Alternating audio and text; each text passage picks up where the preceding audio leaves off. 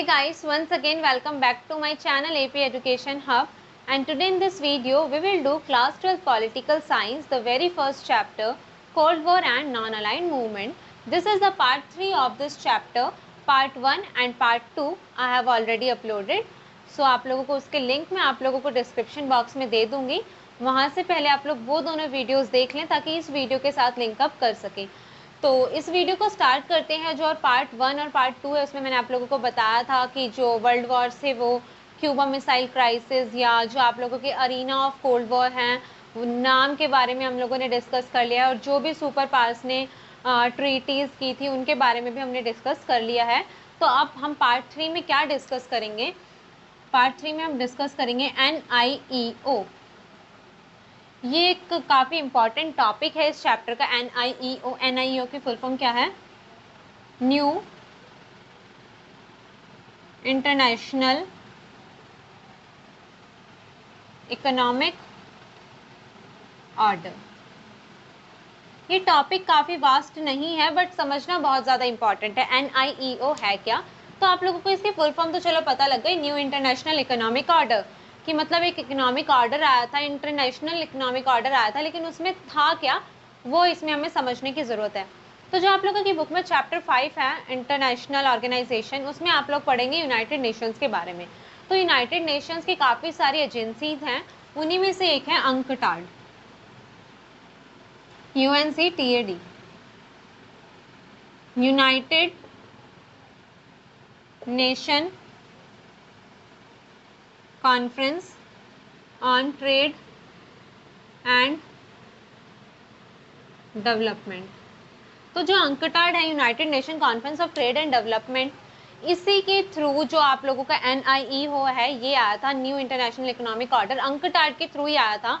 UNCTAD ने friends क्या किया, 1972 में एक रिपोर्ट छापी. UNCTAD ने 1972 में एक रिपोर्ट किस नाम से छापी? Towards a new trade policy of development. ठीक है, तो आप लोगों को पता लग गया NIEO बेसिकली क्या है. UNCTAD ने एक रिपोर्ट छापी थी 1972 पे. किस नाम से छापी? Towards a new trade policy of development. तो आप लोगों को पता है जब ये कोल्ड वॉर स्टार्ट हुआ था उसी टाइम पर, उससे पहले ही मतलब जो आप लोगों का सेकेंड वर्ल्ड वॉर है वो ख़त्म हुआ था. उस टाइम पर क्या था कि बहुत सारी कंट्रीज़ कॉलोनाइज्ड थी, कॉलोनी बनी हुई थी अलग अलग, जिन्होंने जो कॉलोनी बनाते थे उन कंट्रीज़ की. तो जो LDC थी, LDC मतलब लीस्ट डेवलप्ड कंट्रीज़, LDCs की फुल फॉर्म है लीस्ट डेवलप्ड कंट्रीज़. तो जो लीस्ट डेवलप्ड कंट्रीज़ थी उनके लिए ही ये NIEO निकाला था, न्यू इंटरनेशनल इकोनॉमिक ऑर्डर. किन के लिए लाया गया था? लीस्ट डेवलप्ड कंट्रीज़ के लिए, ताकि जो ये कंट्रीज़ है ये थोड़ी डेवलपमेंट कर सकें, क्योंकि ये अभी अभी कॉलोनियलिज्म से बाहर आई हैं. जो कॉलोनी थी उनके पास उनकी जो इकोनॉमिक सिचुएशन है वो बहुत ही ज़्यादा लो है, मतलब वो इकोनॉमिकली स्ट्रॉन्ग नहीं है. उनके लिए ये ऑर्डर लेकर आया UNCTAD. लेकिन फ्रेंड्स क्या हुआ, LDC के अंडर कौन सी कंट्रीज़ को रखा गया? नाम, नॉन अलाइंड मूवमेंट जो आप लोगों की बुक में है, नाम में बेसिकली वही कंट्रीज़ है जो रिसेंटली डीकॉलोनाइज्ड हुई थी. तो इसमें ये चीज़ भी स्पेसिफिकली बताई गई कि जो नाम की कंट्रीज़ है, नाम की लीस्ट डेवलप्ड कंट्रीज़ है, उनके लिए ये ऑर्डर है. लेकिन चलो ठीक है, ये हमारे पास आ गया कि लीस्ट डेवलप्ड कंट्रीज़ के लिए ऑर्डर लाया गया ताकि वो अपनी जो इकोनॉमी है उसे बूस्ट कर सके.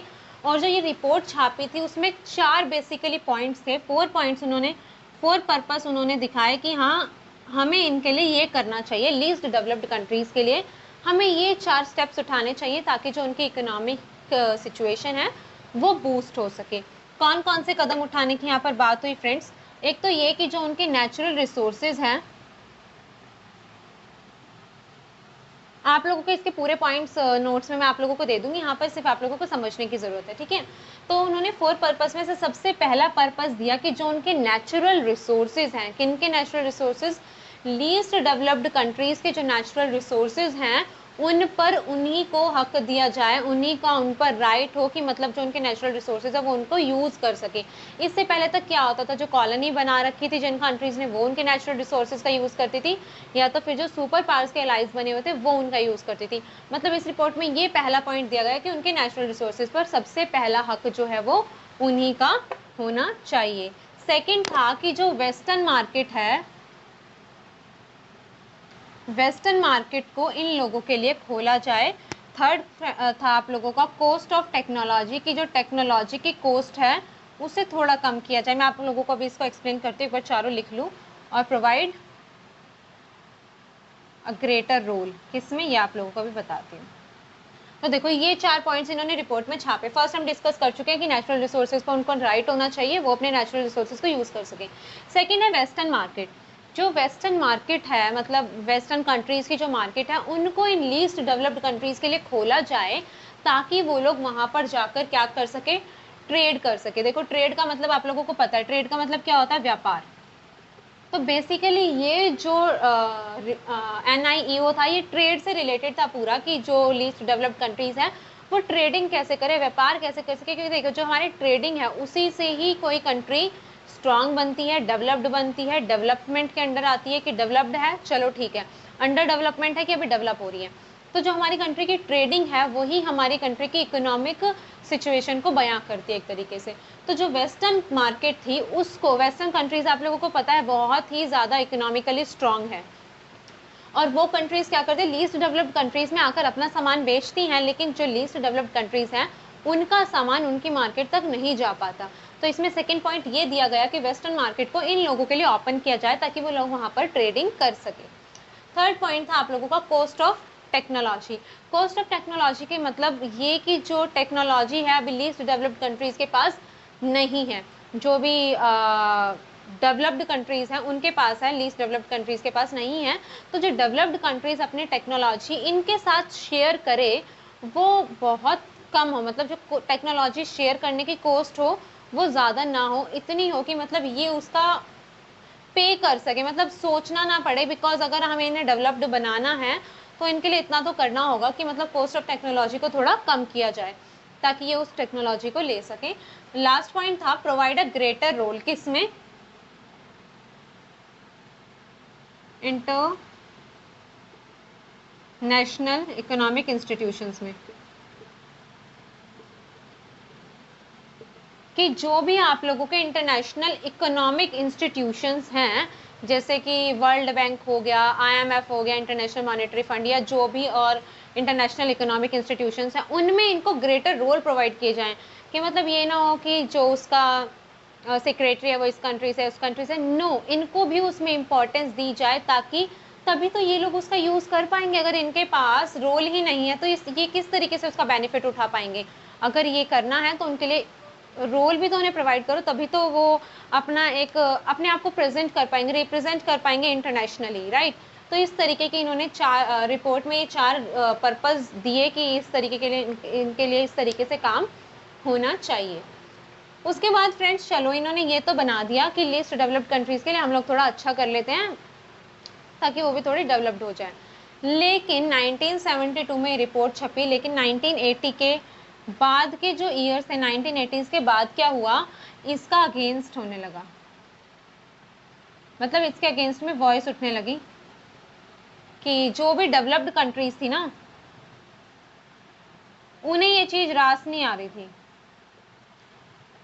अब कोई अमीर है और गरीबों को हम सारी वो फैसिलिटीज दे दे जिससे वो भी अमीर बन सके, तो अमीर आदमी एक बार के लिए क्या होगा,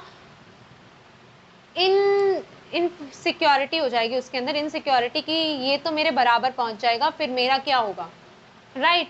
तो इसी तरीके से जो डेवलप्ड कंट्रीज थी वो लीस्ट डेवलप्ड कंट्रीज के अगेंस्ट में वॉइस उठाने लग गई। NIEO के न्यू इंटरनेशनल इकोनॉमिक ऑर्डर के अगेंस्ट में वॉइस उठाने लग गई कि नहीं, ये ऑर्डर बेकार है, इसे वापस लो, ये गलत है, ये मतलब गलत है, इसे वापस लो, ये इंटरनेशनल इकोनॉमिक ऑर्डर बिल्कुल गलत है। जितनी भी डेवलप्ड कंट्रीज थी वो यूनाइट हो गई, इकट्ठी हो गई, एक सुर में एकजुट में होकर उन्होंने इस ऑर्डर के खिलाफ आवाज उठाई कि इसे वापस लो। और after the years of 1980s जो ये NIEO है ये खत्म होता चला गया एक तरीके से, इसकी जो रेलेवेंस थी वो बिल्कुल ही खत्म हो गई, जस्ट बिकॉज ये जो डेवलप्ड कंट्रीज थी उनकी वॉइस के कारण। और जो लीस्ट डेवलप्ड कंट्रीज थी वो अपनी वॉइस उठाती, लेकिन वो अभी डीकोलोनाइज्ड हुई थी, उनके लिए सबसे ज़्यादा इंपॉर्टेंस इस टाइम पर क्या था कि वो इंडिपेंडेंट रह सके और उन्हें अपनी यूनिटी दिखानी थी। नाम का आप लोगों ने पढ़ा है प्रीवियस जो वीडियोस में, तो मतलब जो नाम की कंट्रीज थी उस टाइम पर उनके लिए सबसे ज़्यादा इंपॉर्टेंट ये था कि वो यूनिटी बनाए रखें, ताकि और कोई सुपर पावर या कोई कंट्री उन्हें अपना अलाई या फिर कॉलोनी ना बना ले, इसलिए वो इसके अगेंस्ट में ज़्यादा कुछ नहीं कर पाई, और जो ये NIEO है ये एक तरीके से ख़त्म होता चला गया। अभी नेक्स्ट टॉपिक हम डिस्कस करते हैं, जिसमें इंडिया एंड कोल्ड वॉर, जो कि बहुत इंपॉर्टेंट है, वो डिस्कस करें। तो गाइज, जैसा कि मैंने आप लोगों को बताया था, अब हम लोग देखेंगे इंडिया एंड कोल्ड वॉर, या फिर आप लोग कह सकते हैं कोल्ड वॉर एंड इंडिया। मतलब कोल्ड वॉर के टाइमिंग पर इंडिया की क्या इंपॉर्टेंस रही, इंडिया का क्या रोल रहा, इसमें हम क्या क्या पढ़ेंगे वो बता रही हूँ। इंडिया की इंपॉर्टेंस क्या रही, इंडिया का क्या रोल रहा, इंडिया ने किस तरीके से मीडिएटर बनकर कोल्ड वॉर के टाइमिंग पर दोनों सुपर पावर्स के बीच एक पीस वाली सिचुएशन कायम रखी, और किस तरीके से उसने नाम फाउंड किया, उसके बाद नाम की ही हेल्प से उसने किस तरीके से दोनों सुपर पावर्स में ना जाकर फिर भी अपने इंटरेस्ट को निकाल लिया, अपने इंटरेस्ट के हिसाब से इंडिया ने डिसीजंस लिए, तो वो हम लोग इसमें देखेंगे। ये स्टार्ट करने से पहले एक पॉइंट मुझे याद आ रहा है, रशिया का, USSR का, सॉरी रशिया तो बाद में बनता है। जो USSR था, जब ये डिसइंटीग्रेट हो जाता है ना फ्रेंड्स, जो हम नेक्स्ट चैप्टर में पढ़ेंगे, जब ये डिसइंटीग्रेट हो जाता है USSR, तो ये बनता है 14 रशिया, एक तो रशिया बन जाता है प्लस 14 अदर कंट्रीज, मतलब ये 15 कंट्रीज में डिवाइड हो जाता है USSR, Russia plus 14 other countries. ये पॉइंट मुझे लगा बताने वाला है, सो आप लोग ध्यान रख सकते हैं। इंडिया एंड कोल्ड वॉर, तो इसमें फ्रेंड्स आता है सबसे पहले नाम। अगर कोल्ड वॉर में इंडिया की रेलेवेंस देखनी है तो उसमें नाम तो सबसे पहले आएगा, बिकॉज नाम की ही हेल्प से इंडिया किसी भी सुपर पावर्स में नहीं शामिल हुआ, वो बच गया दोनों सुपर पावर्स में जाने से, राइट।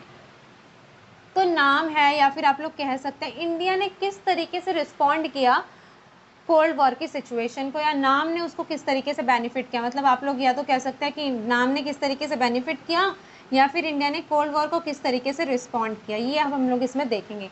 तो देखो, इंडिया ने क्या किया, स्टेड अवे फ्रॉम द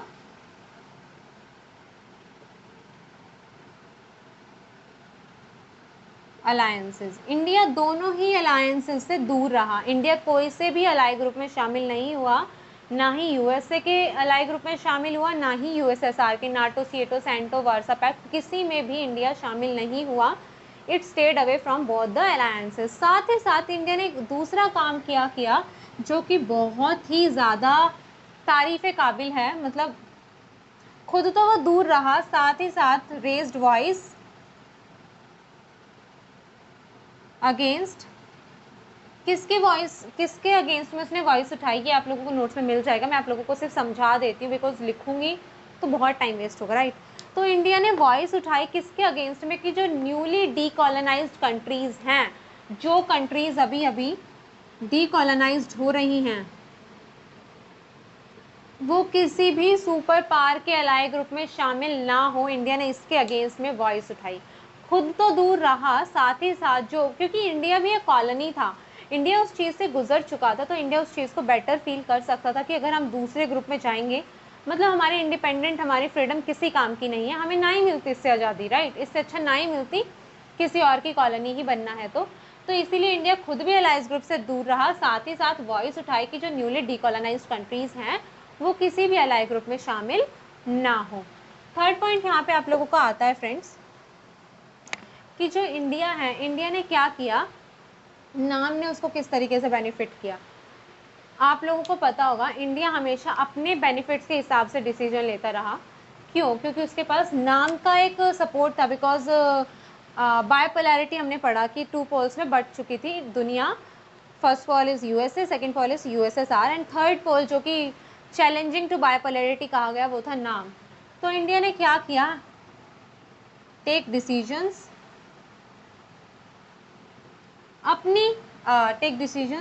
अपने इंटरेस्ट के हिसाब से,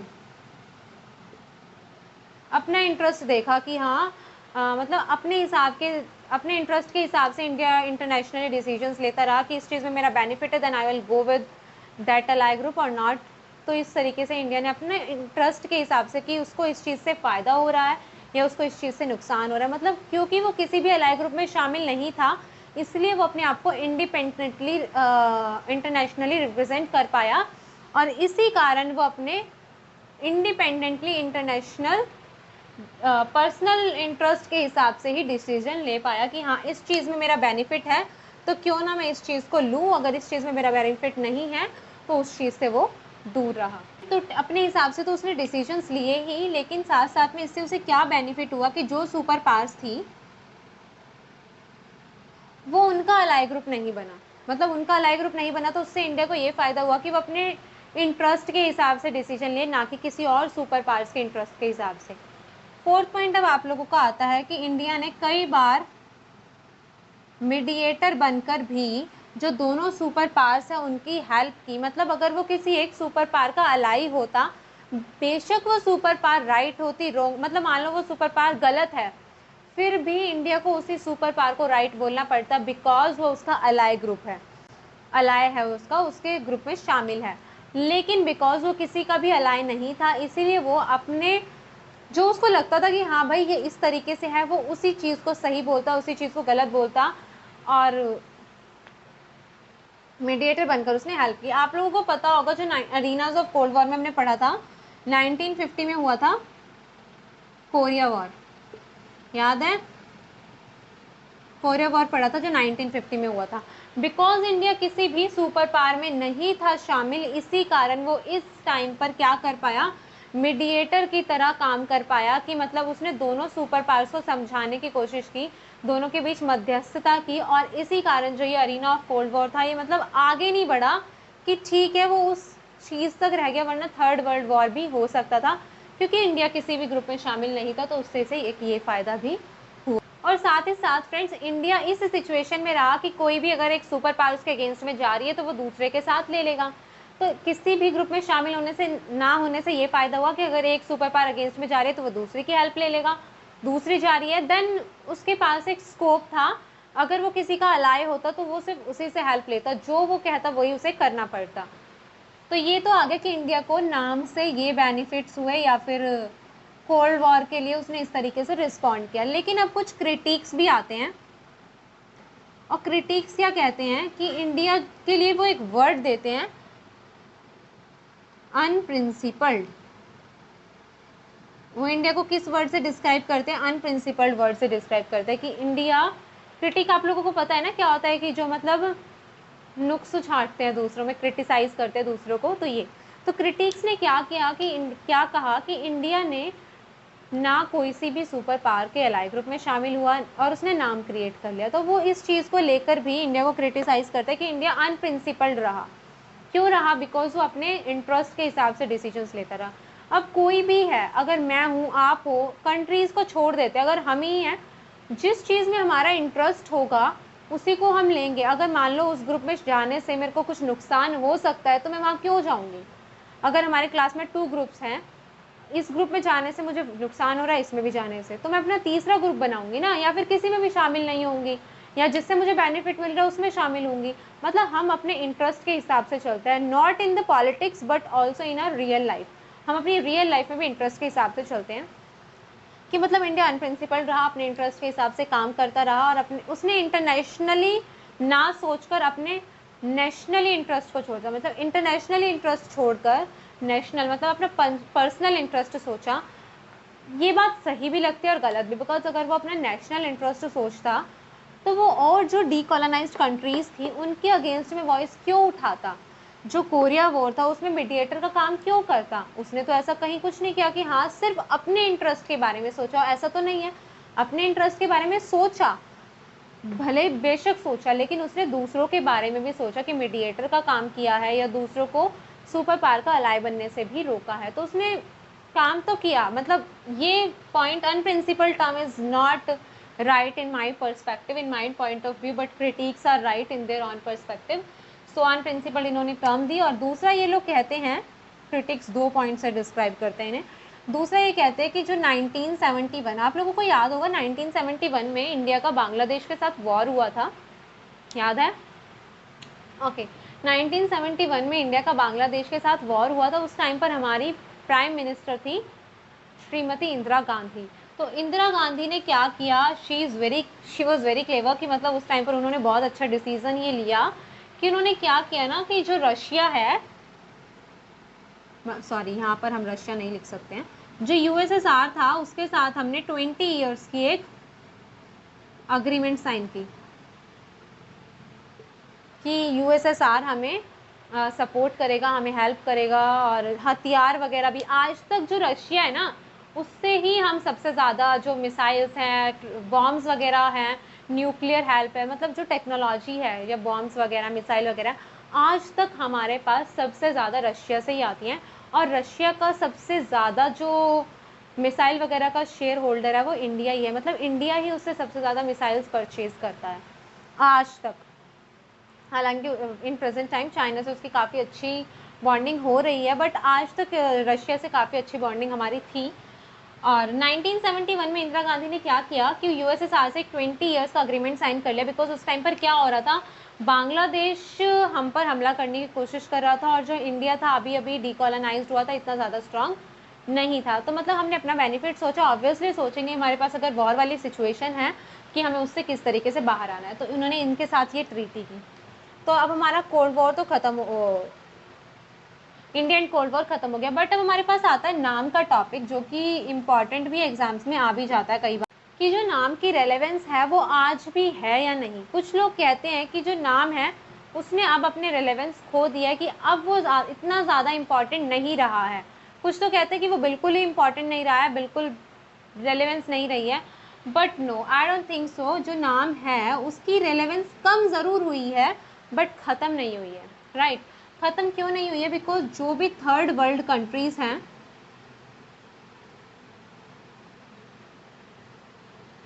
थर्ड वर्ल्ड कंट्रीज़ मतलब जिन्होंने नाम क्रिएट किया था, या जो दोनों सुपर पावर्स में शामिल ना होकर एक अलग ग्रुप अलग से नाम बनाया था, वो थर्ड वर्ल्ड कंट्रीज़ है। जो थर्ड वर्ल्ड कंट्रीज़ हैं उनके बीच में आज भी एक यूनिटी है, मतलब नाम की रेलेवेंस है, बिकॉज उन्होंने ही नाम क्रिएट किया, उनके बीच में यूनिटी है, इट्स मीन्स नाम की रेलेवेंस है।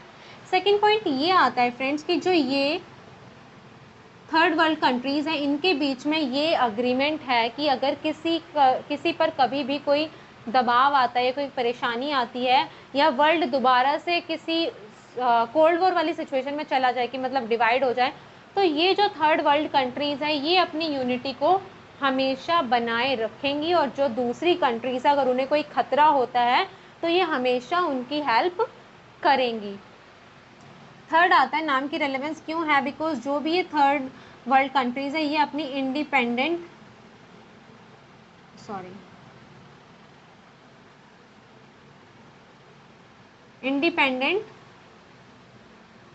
फॉरेन पॉलिसी बना सकती है। इनकी जो फॉरेन पॉलिसी है उसमें किसी भी सुपर पावर का ना दबाव था और ना हो सकता है, बिकॉज ये अलग हैं, इन्होंने अपनी एक अलग रेलेवेंस बनाए रखी। मतलब आज तक जो इनकी फॉरेन पॉलिसी है उस पर किसी का दबदबा नहीं हो सकता, वो अपनी इंडिपेंडेंट फॉरेन पॉलिसी बना सकती है। और अगर किसी कंट्री की फॉरेन पॉलिसी बहुत स्ट्रांग है, इट्स मीन वो कंट्री बहुत ज़्यादा डेवलप कर सकती है। तो हमारी जो फॉरेन पॉलिसी है वो इंडिपेंडेंट होना बहुत ज़रूरी है, बिकॉज अगर हम किसी के दबाव में अगर अपनी फॉरेन पॉलिसी बना रहे हैं, जैसा कि कई बार पाकिस्तान करता है, हालांकि उसके बारे में हम लोग अभी कुछ कह नहीं सकते हैं, बट इंडिया की भी और जो भी नाम थर्ड वर्ल्ड कंट्रीज़ हैं उनकी जो फॉरेन पॉलिसी है वो काफ़ी इंडिपेंडेंट है। स्पेशली इंडिया की बात करें, इंडिया की फॉरेन पॉलिसी बहुत ही ज़्यादा इंडिपेंडेंट है। हमारी फॉरेन पॉलिसी पर किसी का भी दबदबा हमें एक तरीके से नहीं दिखता है। इट्स मीन जो नाम की रेलेवेंस है वो आज भी है, बिकॉज थर्ड वर्ल्ड कंट्रीज़ में आज भी यूनिटी है, वो एक दूसरे के सपोर्ट में हमेशा खड़ी हैं, किसी पर कोई प्रॉब्लम आएगी तो वो उसका साथ देंगी, उनकी इंडिपेंडेंट फॉरेन पॉलिसी है। तो ये आप लोगों का इस चैप्टर में बेसिकली मेन चीज़ें थी जो कि हम लोगों ने डिस्कस की, और ये क्वेश्चन काफ़ी इंपॉर्टेंट है कि नाम की रेलेवेंस आज के टाइम में है या नहीं। तो इस पूरे चैप्टर की जो नोट्स होंगे उसका PDF लिंक मैं आप लोगों को फेसबुक पेज पर शेयर कर दूंगी, और साथ ही साथ इंस्टाग्राम पर आप लोगों को सबके नोट्स, इस पूरे चैप्टर के नोट्स मिल जाएंगे। एक हाईलाइट मैंने क्रिएट कर रखा है, क्लास 12 पॉलिटिकल साइंस मतलब इंग्लिश, उसमें आप लोग जाकर इस चैप्टर के नोट्स देख सकते हैं। साथ ही साथ फेसबुक पेज पर आप लोगों को पूरा PDF मिल जाएगा जिसमें एक ही साथ नोट्स मिल जाएंगे। तो आप लोग फेसबुक पेज पर और मुझे इंस्टाग्राम पर फॉलो कर ले, ताकि आप लोगों को वहाँ से काफ़ी चीज़ें जानने को मिल सके। और साथ ही साथ आप लोग क्लास 12 का व्हाट्सएप ग्रुप ज्वाइन कर सकते हैं, जहाँ पर आप लोगों को कोई डाउट आए, कोई प्रॉब्लम आए तो आप लोग मुझसे पूछ सकें। सो गाइज, आई होप आप लोगों को ये वीडियो पसंद आई होगी। अगर वीडियो पसंद आए तो वीडियो को लाइक करें, कमेंट करके बताएं कैसी लगी, अपने फ्रेंड्स के साथ शेयर करें, और मेरे चैनल को सब्सक्राइब करके बेल आइकन ज़रूर दबा दें। मिलते हैं नेक्स्ट वीडियो में।